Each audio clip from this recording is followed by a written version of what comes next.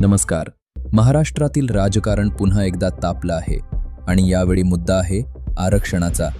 ओबीसींनो, तुमचं आरक्षण गेलंय, आता खुशाल झोपा. हे शब्द आहेत ओबीसी नेते लक्ष्मण हाके यांचे आणि या वक्तव्यामुळे राज्यात मोठी चर्चा सुरू झाली आहे. नेमकं काय आहे हा वाद? कोण कोण आमने सामने आले आहेत आणि या सगळ्याचा परिणाम नेमका कुणावर होणार आहे? पुढे जाण्याआधी एक विनंती करेन, तुम्हाला आमचे व्हिडिओ आवडत असतील पण अजून तुम्ही चॅनलला सबस्क्राईब केला नसेल तर चॅनलला लगेच सबस्क्राईब करून घ्या. महाराष्ट्रात सध्या मराठा आणि ओबीसी आरक्षणाचा मुद्दा पुन्हा चर्चेत आला आहे. पुण्यात बोलताना ओबीसी नेते लक्ष्मण हाके यांनी सत्ताधारी महायुती सरकारवर थेट आणि तीव्र टीका केली.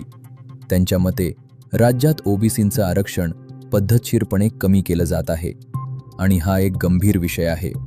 हाके यांनी असा दावा केला की गेल्या काही वर्षांपासून ते सतत इशारा देत आहेत, पण आता परिस्थिती अधिक गंभीर झाली आहे. या वादाच्या केंद्रस्थानी आहे शिंदे समिती. या समितीने कुणबी नोंदी आणि प्रमाणपत्रांबाबत मोठ्या प्रमाणात काम केल्याचं सांगितलं जात आहे. माहितीनुसार लाखो नोंदी सापडल्याचा दावा करण्यात आला आहे आणि अनेकांना प्रमाणपत्रेही देण्यात आली आहेत. यावरूनच वाद निर्माण झाला आहे. लक्ष्मण हाके यांचं म्हणणं आहे की या प्रक्रियेचा परिणाम ओबीसी समाजाच्या आरक्षणावर होऊ शकतो. त्यांनी असा आरोप केला की या सर्व घडामोडीमुळे मूळ ओबीसी, बलुतेदार, अलुतेदार आणि भटक्या विमुक्त समाजाच्या हक्कांवर परिणाम होण्याची भीती आहे. हाके यांनी सत्ताधाऱ्यांवर दुटप्पी भूमिकेचाही आरोप केला. एकीकडे ओबीसी समाजाबद्दल सकारात्मक बोललं जातं, पण दुसरीकडे त्यांच्या हक्कांवर परिणाम करणारे निर्णय घेतले जातात, असं त्यांनी म्हटलं. या संपूर्ण प्रकरणात त्यांनी स्पष्टपणे सांगितलं की आता फक्त न्यायालयावर अवलंबून राहून उपयोग नाही, तर समाजाने जागं होऊन आपले हक्क वाचवण्यासाठी पुढे यायला हवं. त्यामुळे त्यांनी आंदोलनाचे संकेतही दिले आहेत.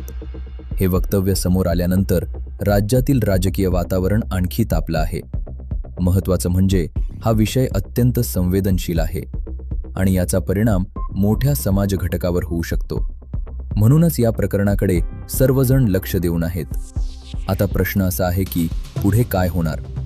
हा वाद आणखी वाढणार का, की यावर तोडगा निघणार? या संदर्भात सरकारकडून काही स्पष्टीकरण येणार का? याकडे सर्वांचं लक्ष लागलं आहे.